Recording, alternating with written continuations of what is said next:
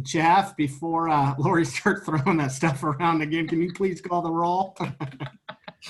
Yes, Councillor Petzold. Here. Councillor Smallwood. Here. Councillor Sheldon. Here. Councillor Walker. Here. Councillor Exner. Here. Councillor Hokinson. Here. Chief Schneider. Here. Executive Director Jones. Here. Mayor Pulliam. Here. Our first item on our agenda tonight is approval of the minutes. Just to go through for some of us who might not have been in some of the meetings where we talked about this.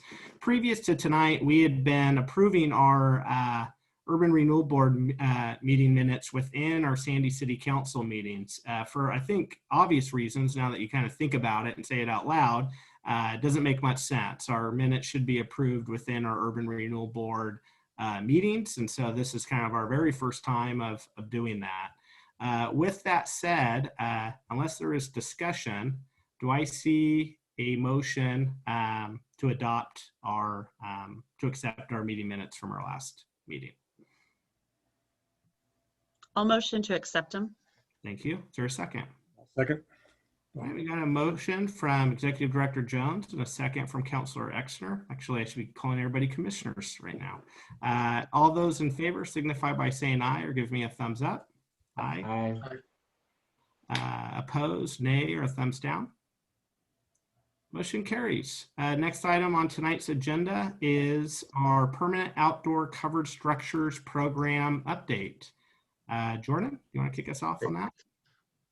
Yes, good evening, Chair Pulliam and members of the Sandy Urban Renewal Agency Board. The title's right here. Dave Snyder is also coming over, and I will share, I think I'm going to try to share a presentation here. There we go. So what we're doing tonight is an update on the Covered Structures program. David's been out there walking the street, making phone calls, getting applications, and working with the applicants to get the design and engineering work done and start the bidding on a number of projects. So brief recap on this. We started this program, I think it kicked off just late December 2020 with the idea to, help restaurants and bars and other businesses that had been impacted by the COVID closures, and another way to, make investments in our downtown and in our urban renewal district by getting Sandy style permanent outdoor covered seating, these patios, gazebos, where people can have a drink or a meal and gather with friends outdoors in Sandy. So the grant program was developed, and we began the outreach and starting with the pilot project of Rio's Bar that has now been approved by the board. I think it was February 1st that we had a update meeting with the board, and the application deadline was established for February 25th, and request to do some additional outreach. So the additional communication and outreach, I think David spoke to pretty much everybody that would be eligible or would be a good fit for this program, and that spurred additional several applications. I think 11 in total came in by the deadline of February 25th. As the staff report discusses, I think there was 2 projects that didn't necessarily meet the criteria by being an outdoor covered structure, or maybe would be better suited as a facade grant or a tenant improvement project. But I think that's a pretty great response. And so tonight we've outlined a couple different options for the board in terms of next steps. David and the report that he'll give will give you an update on sort of the work process that goes into the grant program, and then where we are with each of those applications that came in on the 25th. A couple of them are getting close for bidding or for approval, but we kind of have a sense of what the range of costs are for these covered structures now that we have that pilot project. So there's a couple different options, and maybe the board has some other ideas too for where we go from here. And then we did want to share some information, or at least get as part of these options, have a discussion about the budget impact and some of the options there for funding these applications, or going through a review process to select a certain number or up to a certain amount of grant funding for the applications that are eligible that came in before the deadline. David, I'll go ahead and hand it over to you to talk about the work process and then give an update on each of these different applications. And I think we even have some schematics of the designs, which pretty much all look kind of similar at this point, Sandy style gazebos, but they're also fun to look at. So David. Yeah, can you guys hear me? Loud and clear. Thanks. Yeah. Okay, good. So first of all, just to give you a brief description of the work process that goes into each one of these projects. It starts with receiving an application online, which Jordan mentioned we received ultimately 11 of them online initially. It's then followed up with either a phone or an in-person meeting with the applicant to confirm that we've received their application, answer any basic questions they might have about the program, and to schedule that design meeting with an applicant where we will show up with the design professional and discuss their project with them. At that on-site meeting, we kind of, as Jordan also mentioned, a lot of these designs are pretty similar, so we end up deciding things like size and amenities that they're looking for, as well as location of where they want these structures created. Once we have had that design meeting and our design professional has enough to proceed with, we move on to the design work stage, which typically takes 1 to 2 weeks, unless there's some changes that are requested by either the applicant or the engineer. We have had one project that requires some additional engineering, and I'll get into that in a bit. And we have had a couple of applicants come back and say, well, maybe we should change this to that or whatever. So most of them go through on the first try. And then once we get the completed design, that's then turned around and sent to the engineer. That typically takes 2 to 3 weeks in order to get processed. Again, we have one that, the Boring Brewing project is going to require a little bit of additional engineering, and that's what's kind of holding us up on that one right now. That was technically supposed to be done by now. We should have had the engineering and been ready to go with that. Next slide. Also, like I mentioned, the engineer is getting a little overloaded with all these projects right now, but I am anticipating getting several of these projects back within the next 2 to 3 weeks. So, and that'll be in addition to the one that we got back today for LaHappy. So we then go on to develop a scope of work once we get the engineered plans back. That typically takes 1 to 2 days. And the only reason it takes that long is because we have these scopes informally reviewed by our permit tech and by our building official before going out to bidders, just to make sure that we have all the permitting information correct. Once we get that back, then the scope of work is distributed to bidding contractors. Bid periods for these grant projects typically take 30 days, but considering the speed at which council's indicated that they'd like to, or the board has indicated they'd like to work at, we're going to try and decrease that to 10 days for this program only. We'll see, this may need to be adjusted based on contractor input after the next couple of projects to see how that goes. Contractors are unusually busy right now, as I'm sure you know, and they may not be able to meet that threshold easily. We'll find out shortly. Once we get bids back, the winning bidder is selected by taking the low bid, then put together a contract and repayment schedule in consultation with the applicant based on the winning bid price. We have added that if the bid price exceeds 110% of the high end of the projected cost range, we'll return to this board for final approval for any of those projects. I'm hoping that doesn't happen, but one never knows. And then finally, the contract is signed by the applicant. At that point, the contractor may begin applying for permits and begin work. Okay, so here's where we're at with all the projects right now. There is one project that can be put out to bid later this week. That is LaHappy. Like I mentioned, we received that over the weekend, and everything looks good on that one. and as I mentioned earlier, I estimate that we can probably have 2 more of these projects out to bid in the next couple of weeks if the board approves this evening. We currently have, also, I wanted to mention that we currently have 4 general contractors on standby interested in bidding on these projects. And 2 of these projects will have at least 1 CCB licensed contractor provided by the applicant. I suspect one of those 2 will have multiple contractors provided by the applicant.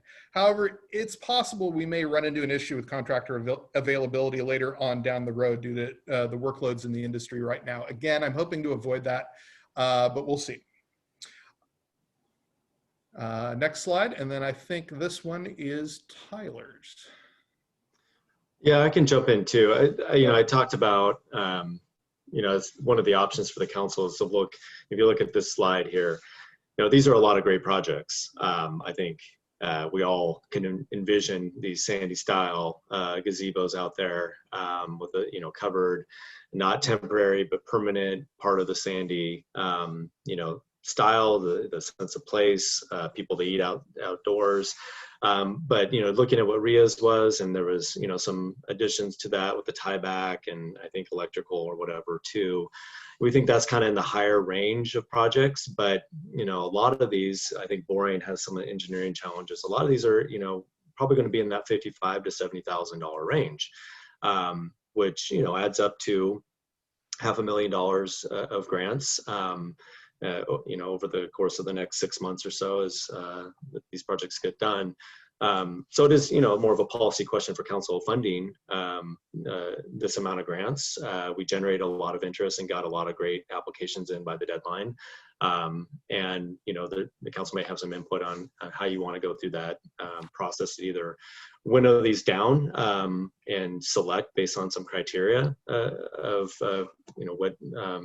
what get funded this year, or pull from the Sandy Urban Renewal Fund's contingency to fund them all. There probably is a strong likelihood that not all of them would be able to be completed between now and July. Just guessing that there'll probably be a project or 2 there that would roll over into the next fiscal year. But Tyler did a little number crunching. We're in the middle of putting together budgets right now, so it's timely. But we estimated we'll have about 400,000 that would be available in the current biennium that is basically underspending in other line items in the capital budget. So we had budgeted for the next phase of City Hall improvements. We really are just doing the plumbing project there. There's a number of other projects that we've committed to with tenant improvement grants or other facade grants. So we've taken that out of that total. But there's about 400,000 that we think will be left that we could put towards this. There's also a few $1 million in contingency in the SURA fund.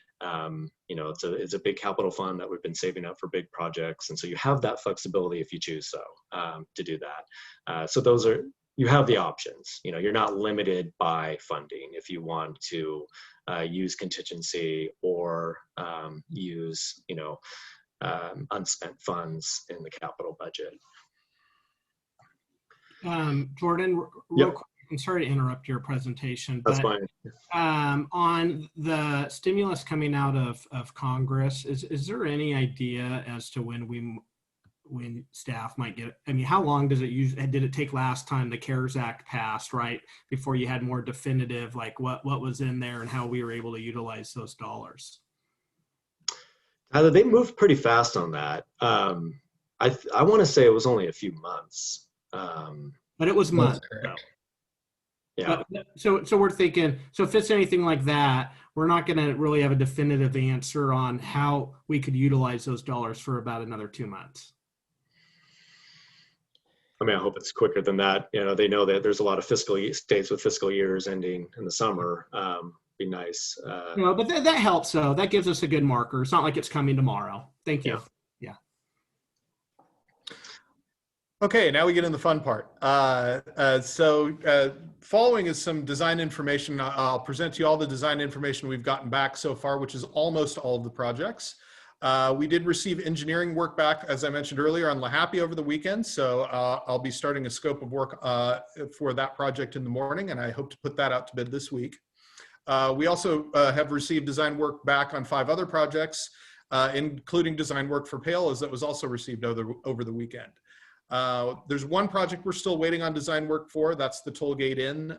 The reason that that one is a little late is because the tollgate is going to be a little bit different construction than most of what you're going to see here.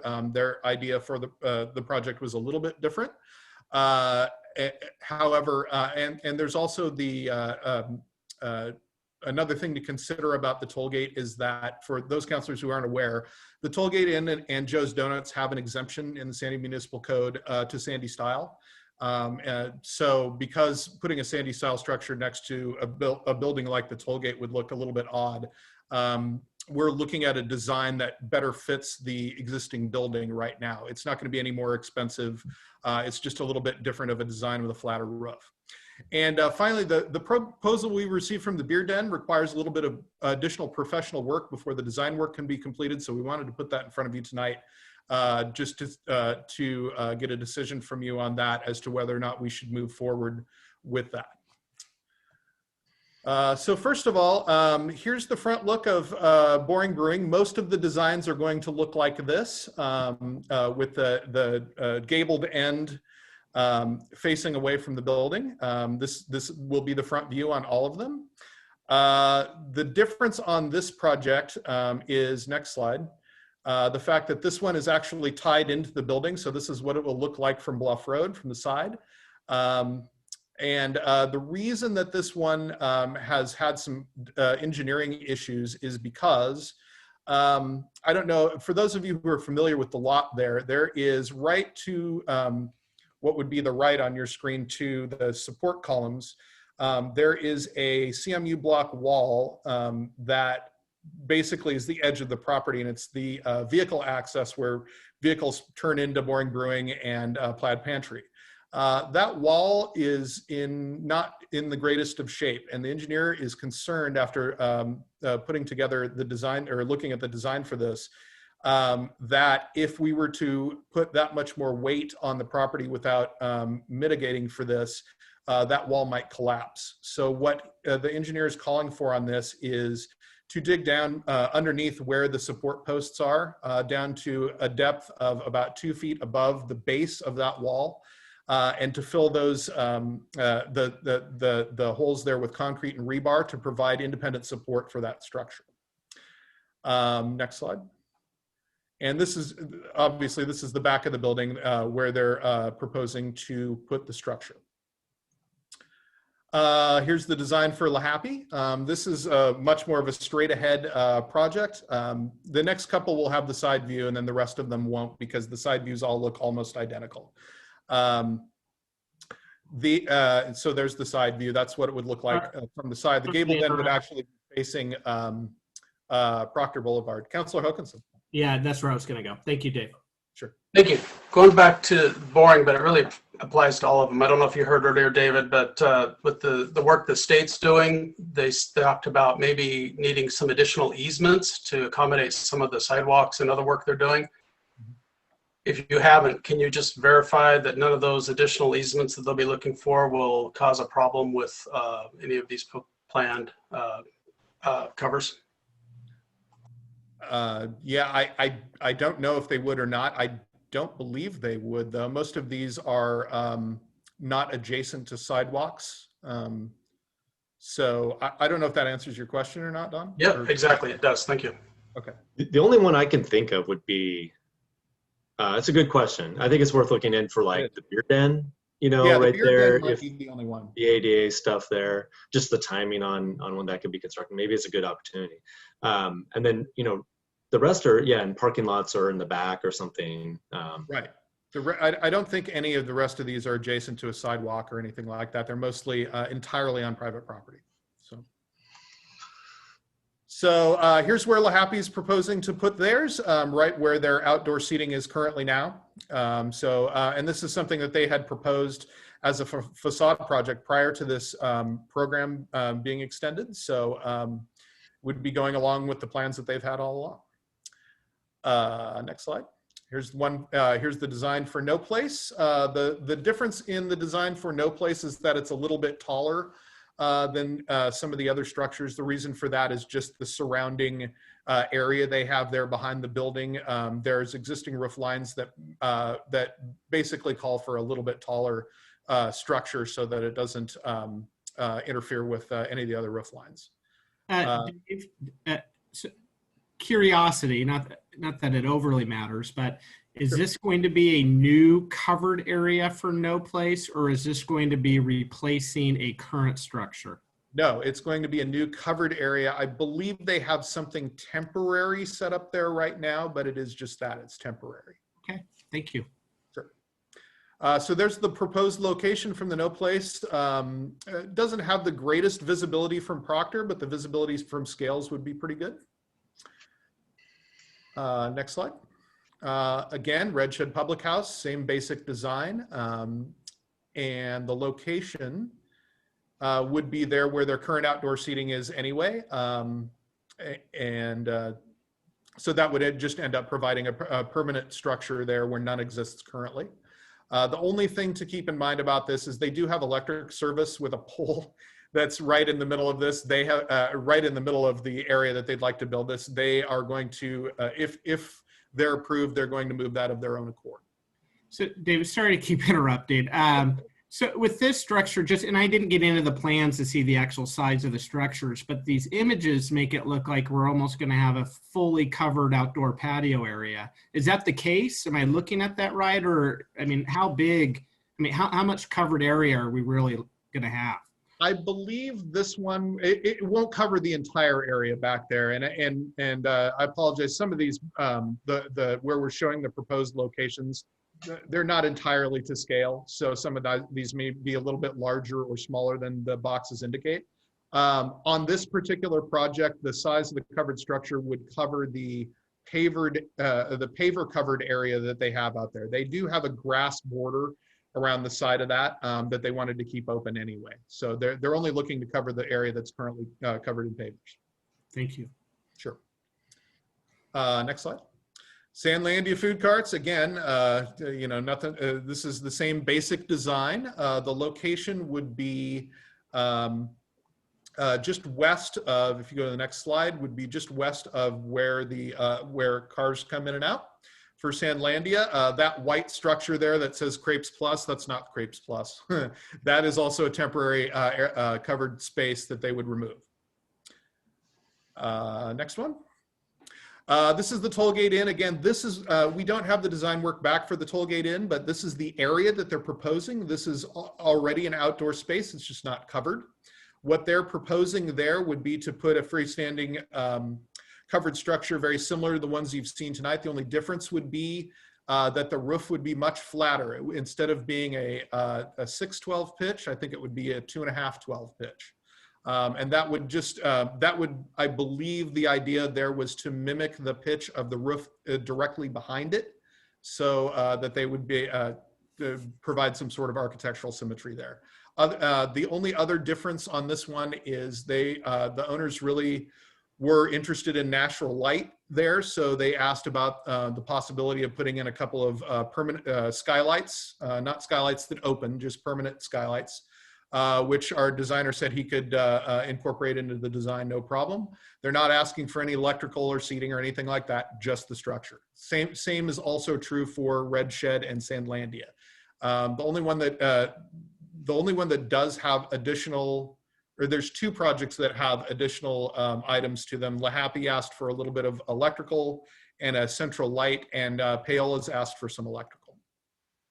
But anyway, we should have a design on this ready to go in a week or two. We're waiting for the owner of the Tollgate to review. We've given him kind of a preliminary sketch of what we're talking about, and we want to make sure that he's good with that before moving forward into an actual official design. Next slide. So again, Paola's Pizza Barn, very, very similar to the original design. And the location where they are putting it is right in front of that 4-foot high brick wall that they have out in the front. We did ask about the parking, said you're going to lose probably 3 parking spaces, and they said we're absolutely fine with that. So, and then the last one, I think we missed a slide in there somewhere. The last one was the one for the beer den. And that is a little bit of a special design because they didn't really have a place to put a covered structure. What we had proposed, and it was a concept that was thought up by Kelly O'Neill, was to build out the sidewalk there at the bulb out on the side street that's adjacent to the beer den, and then look at, because we would need to maintain a ADA pedestrian walkway there. So the build out would be to provide that ADA pedestrian walkway.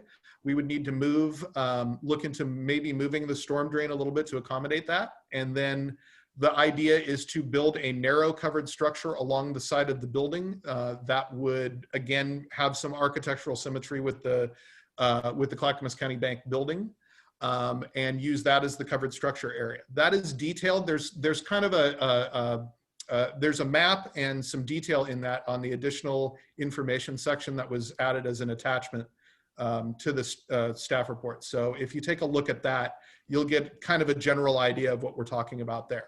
That would require, yes, sir. Sorry, it looks like we're missing the slide, but this is the final page on the staff report. You can see the graphic.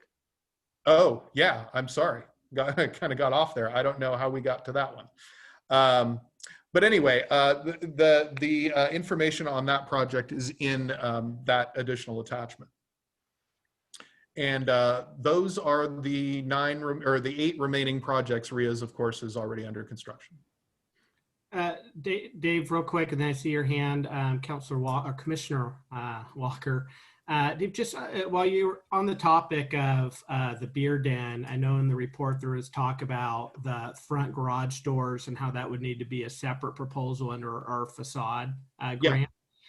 Just, I guess I just would want to reiterate just a little bit of coaching, when our staff is out meeting, because I know that Councilor Walker and I, not Walker, sorry, Councilor Smallwood and I had a chance to meet with them. And that was something that, and maybe you did give the advice because Councilor Smallwood and I gave the same advice when we sat down, which was, hey, this sounds very much like a facade deal compared to an outdoor structure deal. So just, making sure we're walking people through that. But, yeah, and as to that point, Mr. Mayor, yeah, we did. Kelly O'Neill and I went down and discussed this with the owner of the beer den and a couple of representatives from Clackamas County Bank.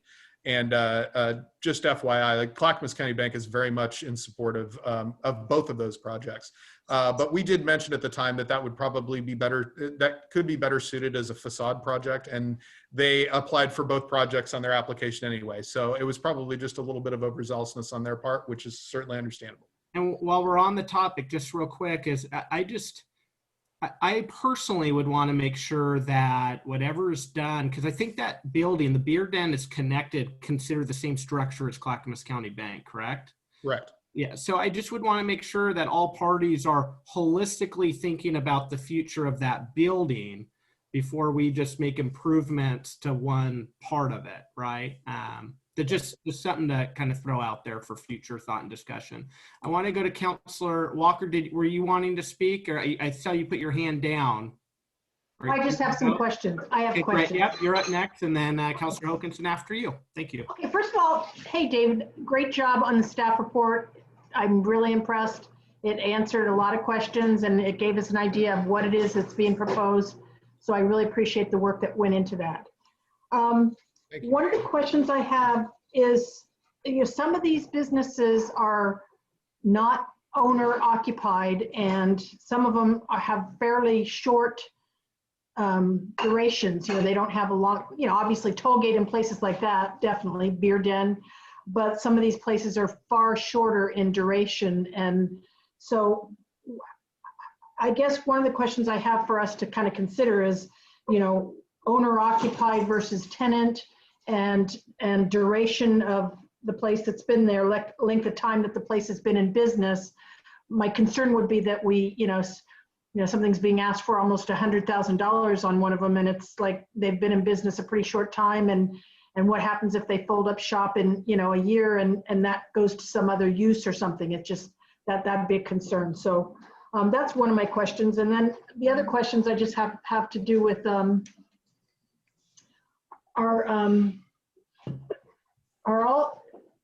are all the businesses in compliance with all the city codes and the city fees and, you know, the kind of criteria you guys did such a great job of when you're at your $3,000, you know, care package grants? Did you kind of, you know, have these guys passed that kind of screening that you applied to those grants? So those are the two questions I have, is kind of the owner-tenant approach. I have some specifics like Sandlandia. Who's going to clean the tables?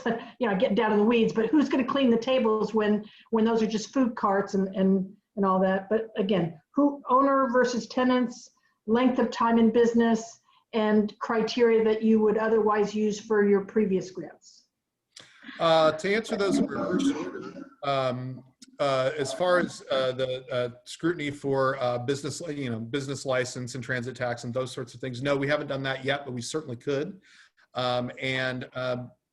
Just from my experience with the last grant program with the emergency small business loans grants, I don't recall any of these businesses being on any of being on that list.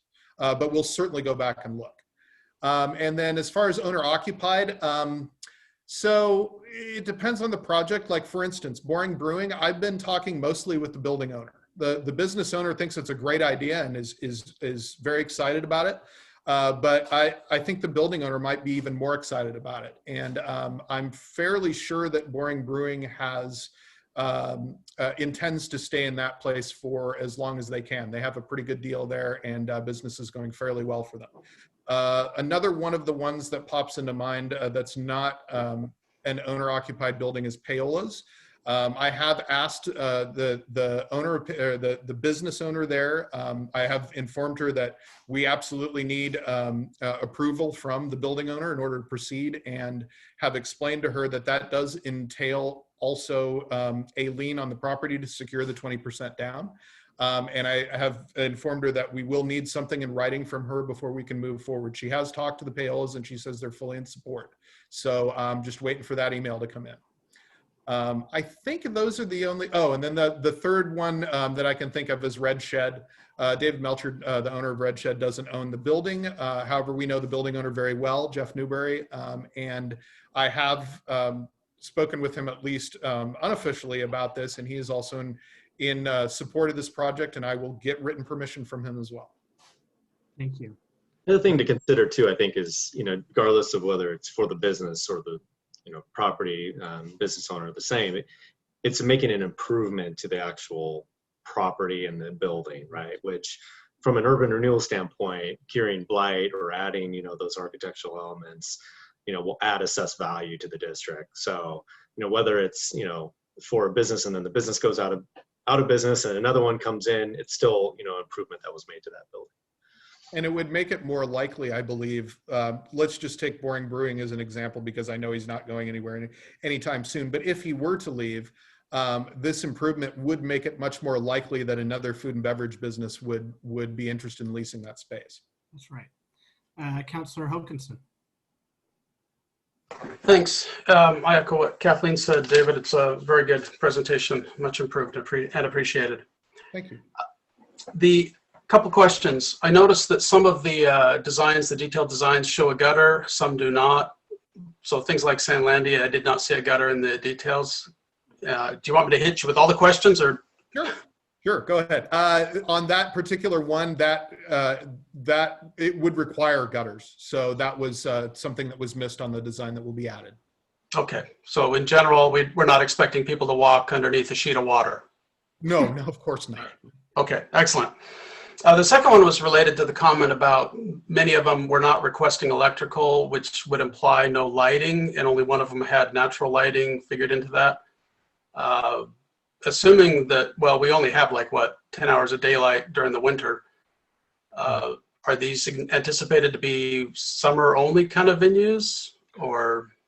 No, I think some of the applicants are very interested, and I noticed this on several projects. They're more interested in using different kind of lighting. So like the, what's very popular right now are the LED lights on a string that you can get at Costco. A lot of them. Yeah, there you go. No, I'm sure they would. I mean, having been a restaurant owner, you want to cut every corner you can. What we don't want to see is extension cords run permanently from one building to power a set of lights that they picked up at Harbor Freight. Correct, yeah. And I think the ones that are looking at electrical without a central light, that's what they're thinking. They would have outlets out there in the structure.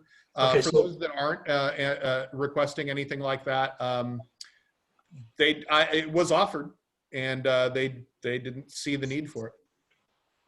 Okay, little concern on that one. Thanks. Yeah, And yeah. last comment. Sorry to interrupt, but it's on that topic, Counselor. Just because they're not interested in it doesn't mean that, we're not, right? To the council's Correct. point of the wiring and stuff being everywhere. I mean, it may be something that staff may want to look into, is just, requiring some kind of outlet even to plug right there into the structure or something. Sorry to interrupt, Counselor. No, thank you for bringing that up, because really when you talk about the Sandy style and what the image that we want to convey of our town and the reason we're investing this money in the first place, when you drive through at night, how that's lit up will be a huge marketing thing for our total economy and our town, right? So I think maybe lighting should be a required element on there, something we should think about. It doesn't have to be expensive, but lit up, for the right, it might be a few extra dollars will give us a lot of benefit. Now, granted, if it's tucked behind the building and you can't see it from the road, I don't care.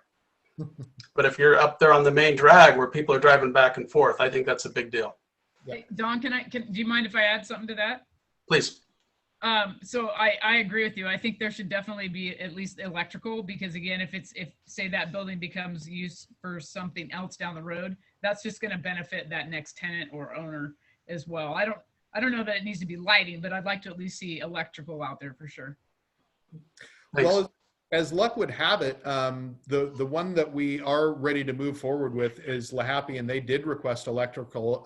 We could certainly suggest that again, and maybe even require it if you guys think it would be a good move in some of the rest of them, because we haven't written up the scope of work yet. So that would be fairly simple to do.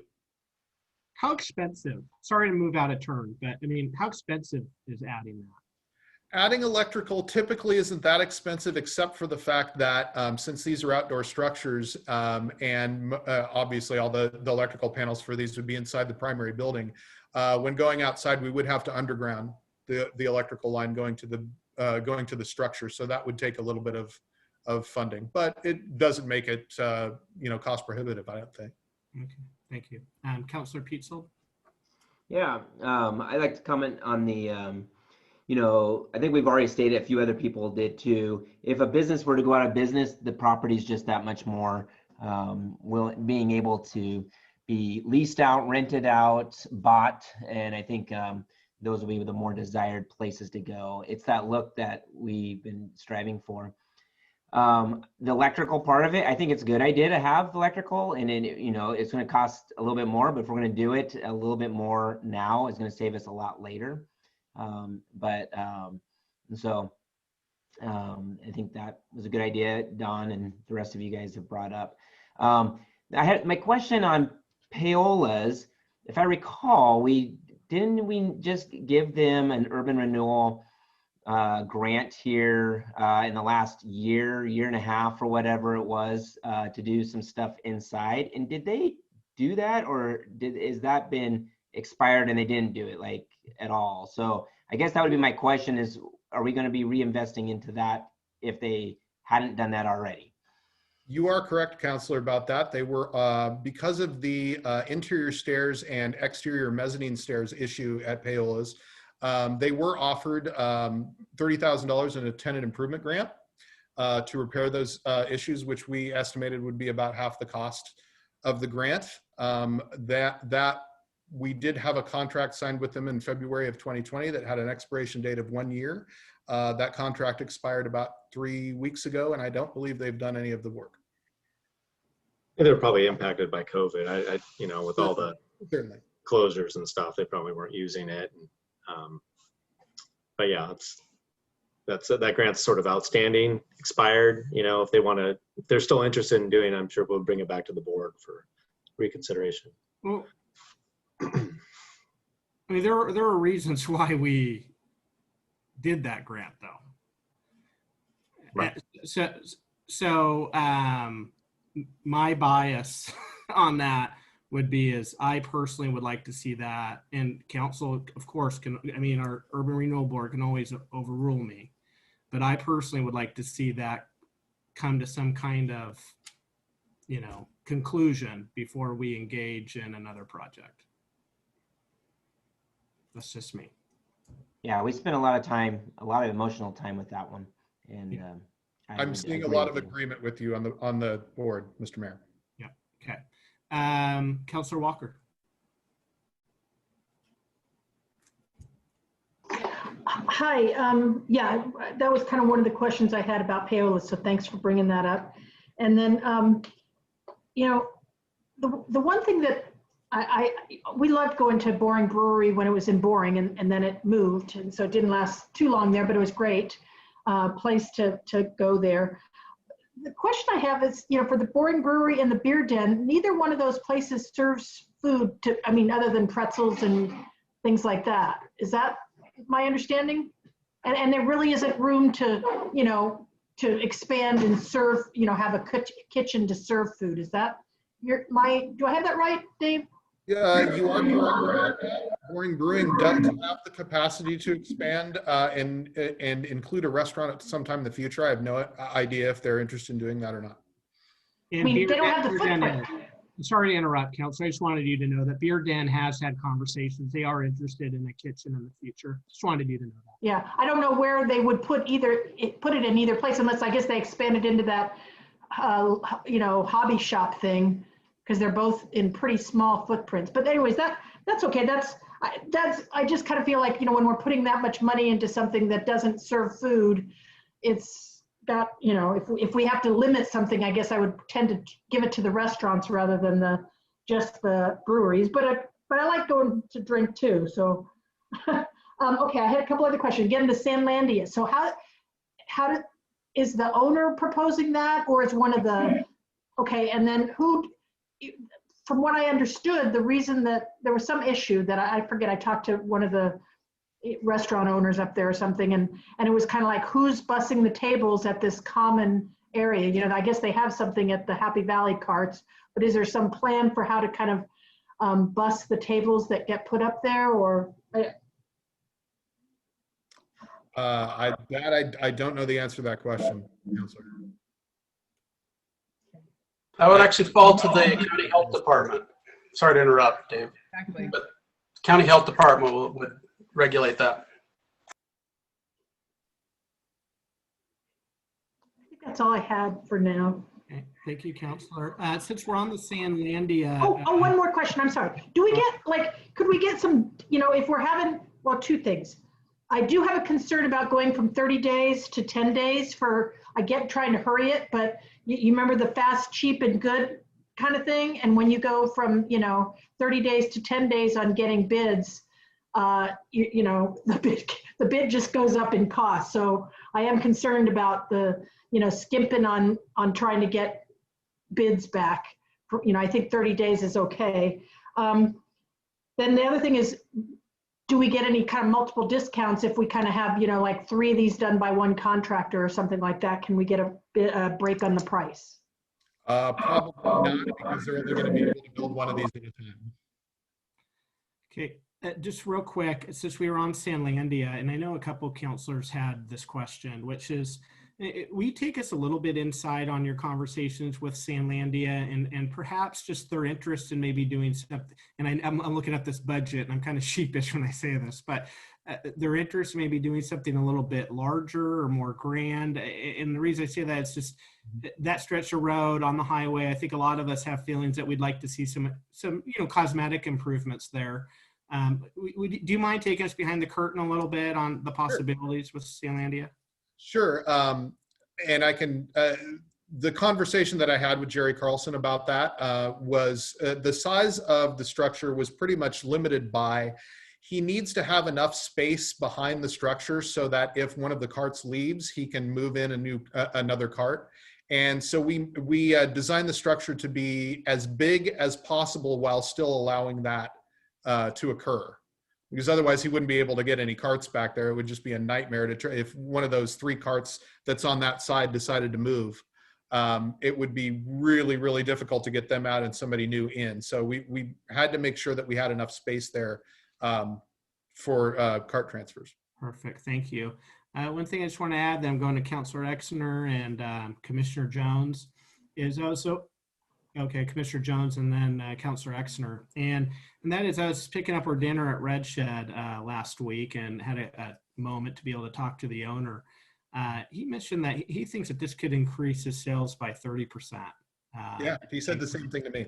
Yeah, in the increased capacity and stuff. And so I just wanted to kind of, re-bring up, kind of the impetus to do this and reinvesting in our downtown during a very hard time. That these are improvements that both Lori and Jeremy, I think, mentioned the building's permanent, lasting improvements. But also, I mean, these are the kinds of things we can do that make meaningful economic impact difference to our downtown core. And I think I just wanted to kind of remind people of that and let you know of that conversation I had.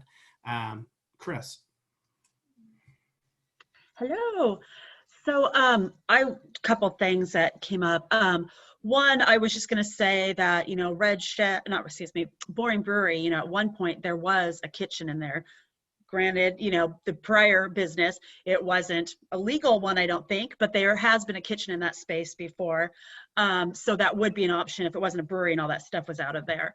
And I do know that both Boring and Beer Den both encourage you to bring food in too. So they're not opposed to having you do food in there. So that is something they do ask, if you would like to do.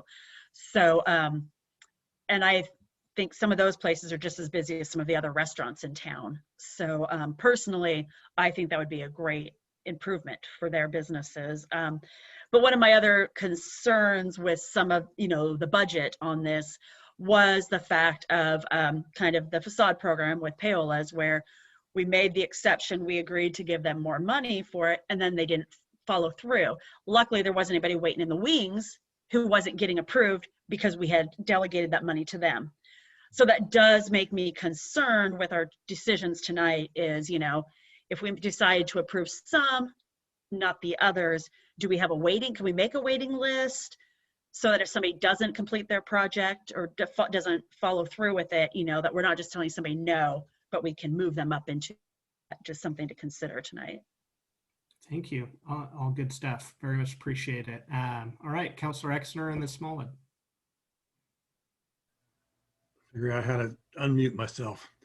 Yeah, a couple of just real quick comments. I think in terms of approval of these kinds of projects, the type of business, as long as this is a business that will benefit from being able to have this structure here, I think we shouldn't worry about whether it's beer, restaurant, whatever else might be involved. I think it's important that we realize we're talking about improving and preventing probably some of these businesses from going out and at least making them more productive and making money, which in the end will make us more taxes and maintain some of the quality that we're after.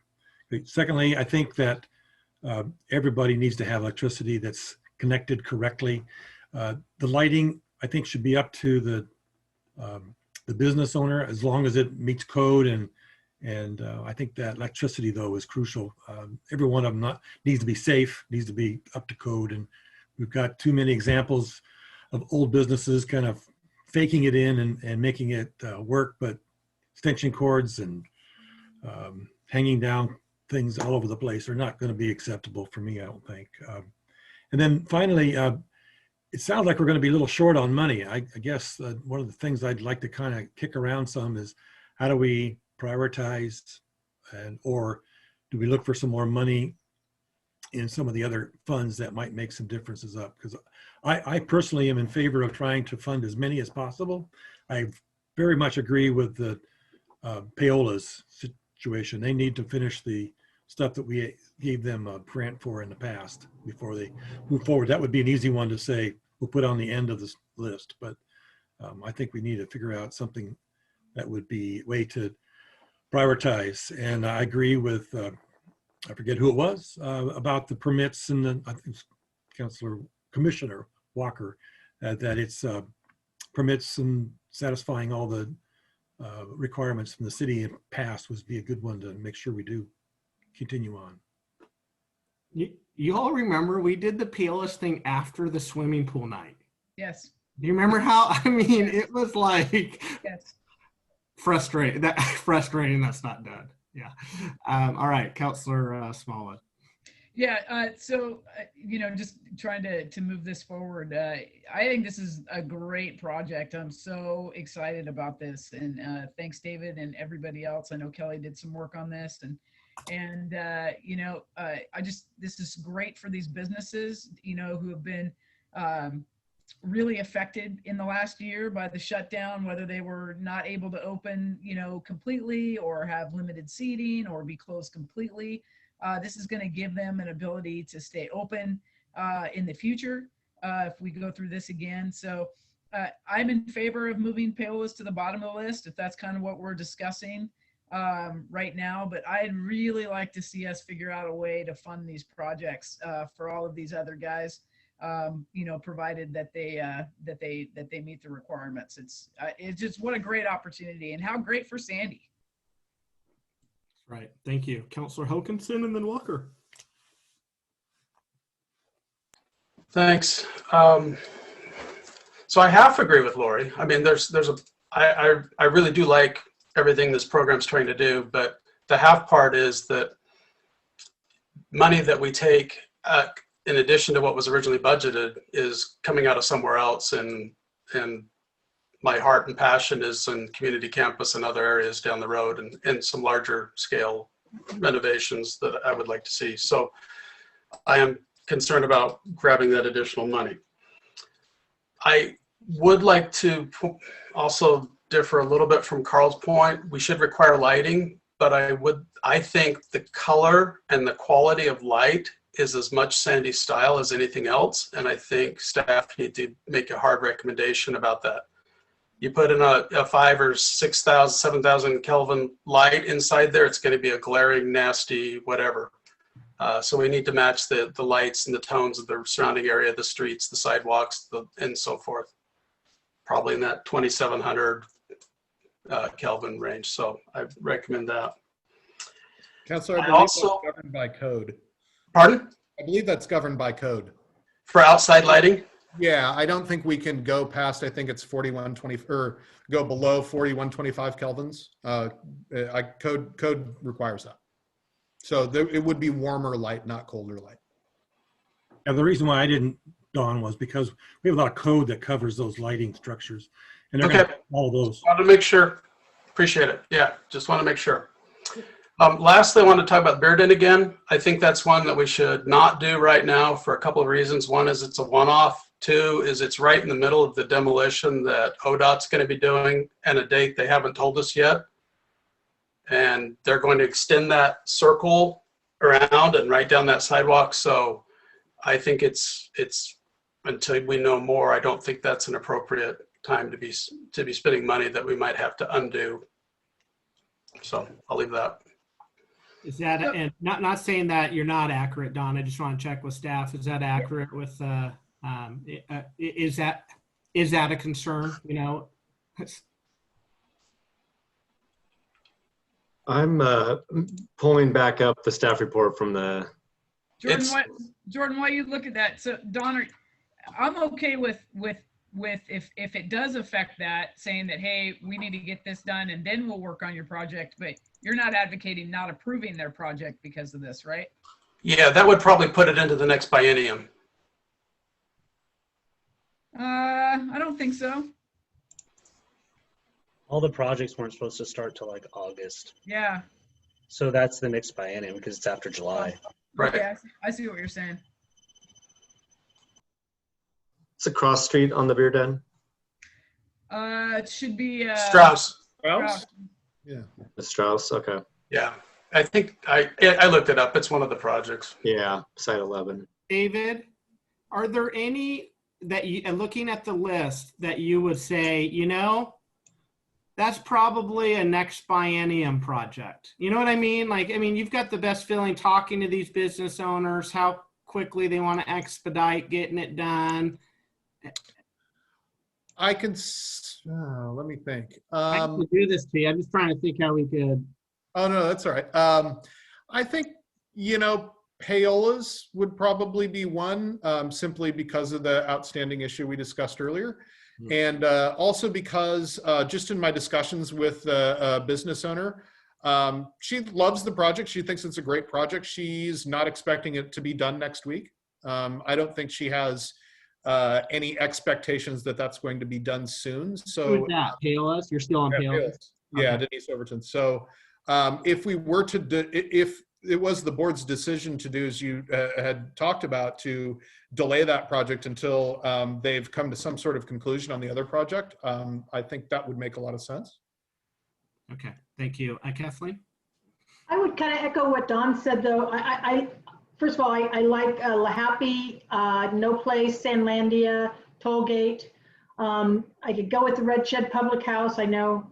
And then, but the Boring Brewery, that whole retaining wall, that's a big issue. That retaining wall, I don't even think is to code because it doesn't have anything holding up a bunch of it. When you look on Google Earth and stuff like that, it looks like there's a little bit more there. And I guess I like the idea of doing a structure, the gazebo there for Beer Den, Boring Brewery. I'm just talking about Boring Brewery, excuse me. But I don't know that I would go as far as to kind of say that we should be taking on that retaining wall. That's kind of a beyond, that's kind of a more of a landlord thing. And it's been there a long time, and yeah. So, if we're just talking about a structure, and again, that's $100,000 structure according to the list. It's quite a bit more expensive than the others. So I would tend to put that down further out in time, not to say no completely, but at least further out in time. Figure out that rock wall, make them pay for that, and then try to help them out with the gazebo. Thank you. So let's go. I'm sorry, Kathleen. Was that it? Okay, I see you muted now. Thank you. All right, let's go. Lori, Jeremy. Oh, Lori's done. So Jeremy. Yes, I forgot to unmute. I apologize. Okay. So Jeremy and then Rich. I'll go Rich first. I think he was up first. Oh, okay. Rich and then Jeremy. Thank you, guys. Let me take my hand down or I'm going to forget. Yeah. Please. There you go. So real quick, David, I'm sorry. I went through the staff report real quickly right here, and I must have missed the numbers. But correct me if I'm wrong. Paola's was was it one of the $55,000 to $70,000 projects? Correct. And then the Beer Den was actually a 120 project. Am I right on that? Yes. 25. Correct. And of all the projects that we've estimated costs on, that's the one that I'm least confident in, because we're going to have to do that one a little bit differently. And to be honest, I'm not really, with that construction of a building, with a brick building like that, I suspect, and Kelly O'Neill would be a better person to talk about this than me, but I suspect it will involve maybe some steel girders. And so I just don't know how to estimate that properly. So. But still, with the numbers that were thrown out, we're about 190. Is that right? For that one project, no. Between Paola's and Beer Den.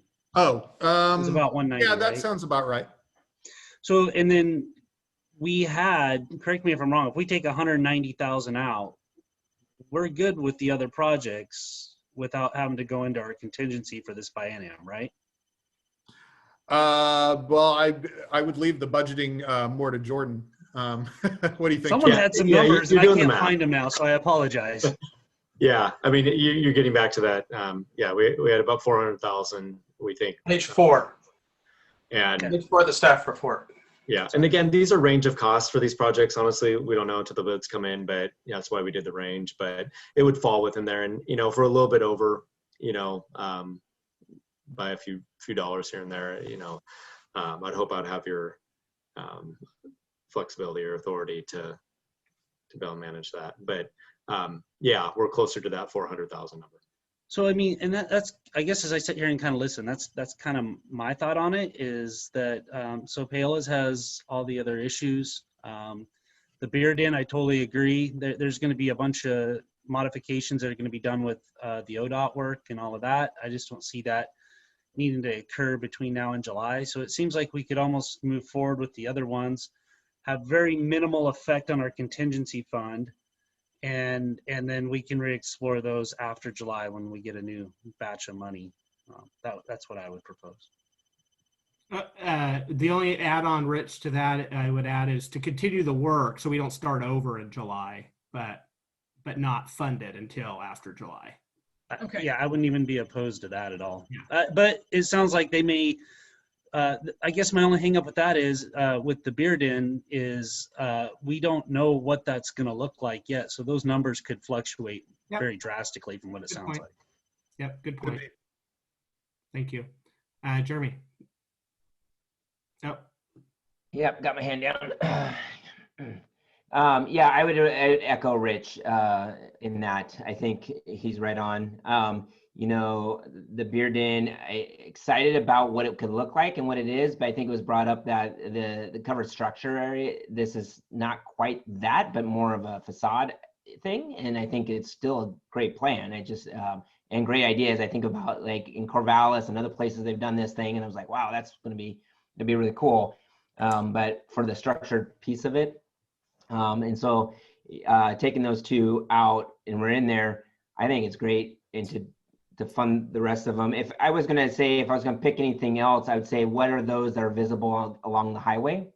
And we had one that wasn't visible along the highway. It sat behind everything else. And so, that would have been no place as it was farther back in that. And so as far as trying to get this out there and visible and that type of thing, that's, if I was to prioritize anything, that would be why.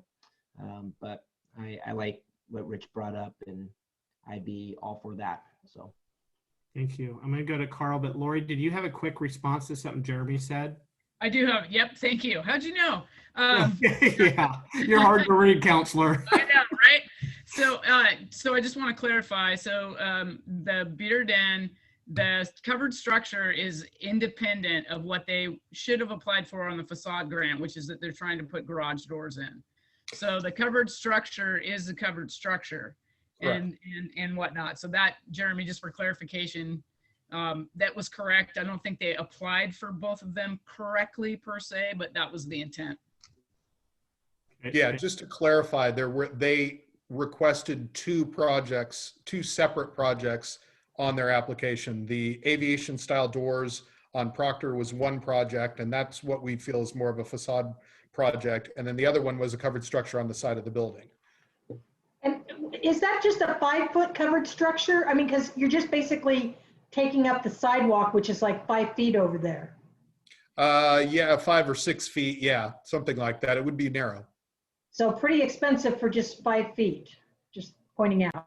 Was it part of the project looking at extending the curb though, and taking up some of the parking on Strauss?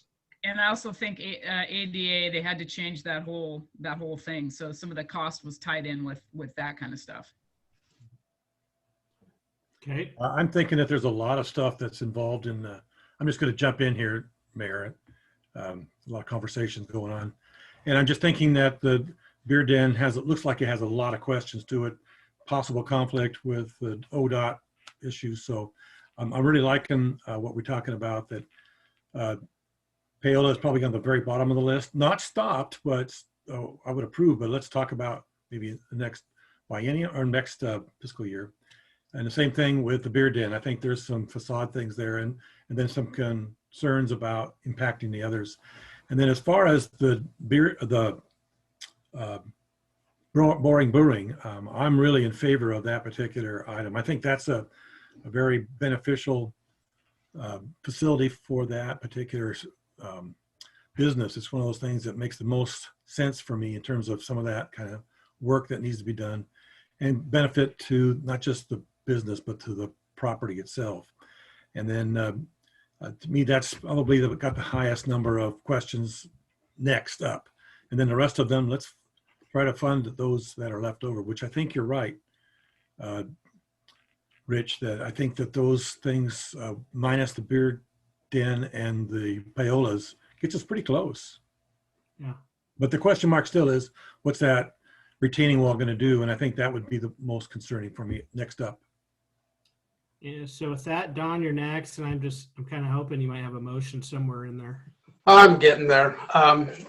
I do want to, so Carl, I don't really like the idea of the dealing with the retaining wall. I don't support moving ahead with the grant where it includes the retaining wall, but hey, hear me. But if we were to separate that out as a condition, right, where the owner has to pony up and 100% take care of the infrastructure problem there, then we could look at approving a grant for a facade, for a cover again. I would be okay with that. So follow up. Yeah. Dave, was there any idea about how much question mark was on that retaining wall? Was there any kind of financial estimate? Yeah, so I talked to our design professional about this specifically. He's Todd Speck of Mountain View Construction. He's the one that's constructing RIAs. And he thinks that the excavation, concrete, and rebar that would be required to provide supports there and understand the retaining wall would remain there. Nothing would change about the retaining wall. What we'd be doing is digging 2 supports, filling them with concrete, and then putting the posts on top of those supports. So it takes the retaining wall out of the equation entirely. He estimated that the excavation, the concrete, and the rebar would cost somewhere in the neighborhood of $20,000. And that's why that project has a higher cost range, is I included the $20,000 in the cost of the project. So my point is that if we don't do anything, the owner doesn't do anything, the wall will eventually fall over. I don't know. I'm not an engineer. Well, it doesn't look super solid now, I think, when you drive past it. Yeah, I think you're definitely correct about that. That's right. been for a while. Yeah, so the point is the landlord, whoever owns that, has an obligation to do some work there, and I don't think the city should bail them out. Well, I agree with you. We shouldn't do anything with the retaining wall, but it sounds like the job is to do the footings exclusive of the retaining wall, and that the owner would have to do some sort of fix of anything that goes on with that retaining wall. I guess the only concern I have is the risk to the building itself if that retaining wall fell down or the risk to the retaining wall if we're digging a hole. I assume we wouldn't dig that hole if we had any risk to that retaining wall, but that's an engineering problem. Anyway, that's where I'm at. All right, guys, we love this project. We've kind of beaten it to death here. I got a bunch of hands. I'm gonna make a motion. Okay, great. All right, let's go, Lori. Real quick, Tyler, did you have something you want to add, you think, before we get to this motion? Well, just to bring up something that you had mentioned earlier, board chair podium, if that's the correct title that I'm using at the moment. You had indicated, possible coronavirus relief funds reimbursement, if that's a possibility. Just want to make sure we're all on the same page that is for expenses directly related to the COVID-19 pandemic. So just keeping in mind that Sandlandia didn't have to shut down their food carts, so that would not be something that would be eligible for reimbursement, as well as fixing a retaining wall. That's not related to COVID at all. So just want to make sure we're clear that if there is a possibility for reimbursement, it would not be 100% of the cost that you're looking at right now. There would be some items that are shaved off of there. Sure. Thank you. Great point. Thank you. Lori. All right, so let me see if I don't screw this up. I'm gonna make a motion that we accept the projects with the exception of and Paola's tonight to be saved for the next biennium pending further information and finishing other projects on their end. Okay, were we gonna have special carve outs for the what's going on at Beer Den? Not Beer Den, at Boring Brewing? I'm going to go back to, I kind of agree with Carl. I'm not an engineer, but I don't think the city's going to tackle a project that's going to cause detriment to a structure. So I'd like to think that if that project can commence, that's up to the professionals, and I'm not in that occupation. I move to modify the motion to also restrict Beer Den until the next biennium after ODOT's repairs. She did. I did. Oh, I didn't hear that. I'm sorry. I only heard Paola's. Nope, that's okay. That's okay. Yeah. Strike that from the record. It's No, okay. it had just cut out a little bit. Oh, did it? Yeah. Is there a second to Lori's motion? I see Counselor Exner. All right. Can I, Okay. do I have the opportunity? Because I was going to make the motion before Lori, but that's fine. I like her motion. The only thing is, regarding the wall, I guess I would just modify it to say, approving up to, $75,000 for the Boring Brewing, with the caveat that additional engineering analysis get done to ensure that if the wall needs to get replaced, or, we don't want to be in the position of the wall falling down when we try to do our project, and then we're liable for the whole wall. So that would be the only change I would make to it, is just, again, conceptually approving $70,000 or $80,000 for them. I second it. We have two. We already have- So Lori's motion already has a Got a second. motion. Or what were you going to say? What were you going to say, Counselor Exner? I was just going to say that I guess I concur with the retaining wall, but I'm not sure I'm in favor of the $75,000 limit on that item. I think that's something that we should let the engineers and so on figure out. If there's an excessive amount of money, come back to us. I mean, but that retaining wall, I guess, is the only one that I would say let's limit out on Lori's motion. If that doesn't pass, I guess then we might go to Commissioner Walker's. We have a motion on the floor and a second. I just want to pause and just no willingness to modify the motion. We're going to go, okay. So I'm sorry, was Kathleen's a modification of the motion? well, probably, see where I'm struggling, Counselor, is that Carl seconded Lori's motion before Kathleen had a chance to modify. And so that's the point of order that I'm caught a little bit in here, just so we're clear. Okay. All right. So we have a motion on the floor and a second from Counselor. Mayor, I'm sorry. I just have one question. It's going to be super simple. Yeah. Simple. Yeah. I know it's 110%. David, what was the top end of Boring Brewery? What was the top end dollar amount? 1 moment. 80 to 100. That I'm was sorry? 82. It was 80 to 100. Yeah, that I sounds still correct. can't find it in there. Okay, thank you. Page 3. I don't know what I'm doing. I'm sorry. It's hard to flip back and forth. I'll stop those for brother. Yes, 80 to 100 is correct.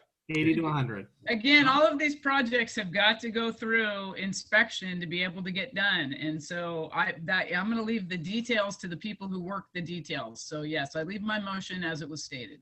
Okay. Thank you. All right. We got a motion and a second on the floor. Jeff, just to make your night go easier, let's go ahead and do a roll call here, brother. Counselor Pietzold, Yes. Counselor Smallwood, Yes. Counselor Sheldon, Yes. Counselor Walker, Okay, I guess, yes. I have some concerns about that wall, but I'll try to be. okay, recorded as a yes. Counselor Exner, Yes. Counselor Hokinson, Yeah, yes. Chief Schneider, Yes. Executive Director Jones, Yes. Mayor Pulliam. Yes. Everyone, compromise is not always easy, but I will tell all of you is I really believe we did a lot of good tonight for our community with this vote. So I think I was just going to point out, Stan, you got something through this council. Unanimous. And hey, I get a consent agenda through every meeting, man. One thing, right? Yeah. All right, Jeff. So, I'm making the assumption that the consensus of the board was that, I don't think it was actually in the language of the motion, but the 110% threshold, I think there was also a consensus on requiring electrical and needing to be current on all fees and all that stuff. So just wanted to make sure. Okay. And did not cover the retaining wall. Is that right? I thought. No. So just one thing, please work with people who may not haven't paid the fee to get them current. Let's Yes. not just, Yes, of course. let's not just turn our back on them. Let's try to get them current. And one other thing, when we go to talk to the beer den, can we really be very clear about, why not today, and that, hey, get all this done and then we'll move forward. Absolutely. Please do me a solid. Absolutely, Counselor. And I'm assuming the other facade thing will progress and be evaluated separately, right? Boy, I sure hope so. I'll ask them to apply again through the facade program for the aviation style doors. I would really like to see that project move forward as well. That's a really neat project. Yeah, I think that'll be more beneficial. All right, we have one more item on our agenda. And I just got to believe we all want to see this next building do this, but I mean, let's see where this goes. All right, facade grant review for Schwab remodel. You want to get us up to speed, David? Okay, Jeff, if you can put that that south elevation up, that would be great, just so we can see what we're talking about here. Yeah, which page is that again, Dave? It was on. Page It was 4, one of the I think, attached. right? Okay. Yeah, I believe it is 4. Yeah. All right, just a moment. So Can while everyone Jeff's see doing that, yes, that is exactly it. So Schwab contacted us back at the beginning of 2020 about a proposed refresh of their facade to provide an updated look for the building. There was a rather significant delay due to COVID, but they submitted an application to us back in July of last year and just recently forwarded bid information to us in preparation to begin work on this project. This project is a straightforward project for the facade grant program, touching on almost all of the front of the primary building, providing 2 particular Sandy style elements to the building that are new. That's the stone wrap that you see around the base and of the front of the building, and a new canopy entrance, which you should also be able to see there. As noted in the staff report, the Development Services Department also added a couple of additional conditions to this project, including additional Sandy style elements for the entry and additional screening for the mechanical equipment on the roof as required by the Sandy Municipal Code. These additional elements are solely the responsibility of Schwab and are not included in the cost for this project. As this project exceeds the $100,000 project threshold, the reimbursement amount for this project will be capped at $41,500, the maximum allowable level for the program. And that is it. This is a pretty straightforward project. I actually like the prettier renderings that were the page below that. But anyways, Councilor Hokanson. The quick question, is this both buildings or just the left building? It's mostly the left building. There will be some additions to the, I believe the building on the right is getting painted as well. And gosh, I want to say that there might be, oh yeah, thank you. Here we go. That's an improvement. Yeah, so it looks like paint is the only other thing that's going on the other building. They're focusing predominantly on the building that customers come in. I will say it doesn't look as good as the Wilsonville Schwab, so I'm a little jealous still. That hurts. Well, they got a peaked roof on theirs. Sure. Yeah. Okay. Well, they must have built it originally then, under that. I don't know. I don't know. So that's gonna bug me all night now, just so you know. I am curious why not more roof. More emphasis on roof lines or changing the roof lines. Like Ace Hardware, when they did the facade, they did the whole 9 yards, right? Roof and everything. Well, actually, Ace Hardware, that was a facade project that added that steep roof. I don't think it was like that before that, but that was before my time. And I'm it used to be squared off and ugly. When they put that roof on there, made it look great. Yeah, they spent a lot of money on that puppy, though. Oh yeah. Yeah. Unfortunately, the facade program doesn't cover the replacement of roofs. So, for me, I just want to say I've been waiting for this building to get a facade program since we. I'll bet you have. It's anything is nice. Make a motion there. I know I was going to make a motion before he started because I mean that's how I feel. As far as the Ace Hardware was, that one, they were going to put the new roof on anyways, and we went to them for a facade to get some of those other elements added to it, saying, hey, you're doing this, why don't we help spruce even that much more up? I agree with you. I think it should, and maybe that's something that we can do in the future. Some of these other buildings have gone through a few different facade programs because of their money that they have to spend they didn't have there. But I love this as just changing the color and adding some stone. I mean, it's just going to be better than what we've had there. It could go a lot farther, and maybe that's a future thing that we can discuss in helping that out. So great addition there. If no one else has any comments, I will move that we approve this facade grant program. Second. She beat you, Rich. She got right in It's front. all right. We're moving forward. All right, we got a motion from Commissioner Peetzold and a second from Commissioner Smallwood. All those in favor signify by saying aye or provide me a thumbs up. Aye. Aye. And nay, or if you're opposed, nay or a thumbs down. Motion carries. All right, everybody, let's go to bed, huh? Thank you for your time tonight. After we Google what Wilsonville looks like. Right. Yeah. And drool. Hey, by the way, just as a personal, I'd just like to offer personal thank you on both of those projects, particularly the covered structures program.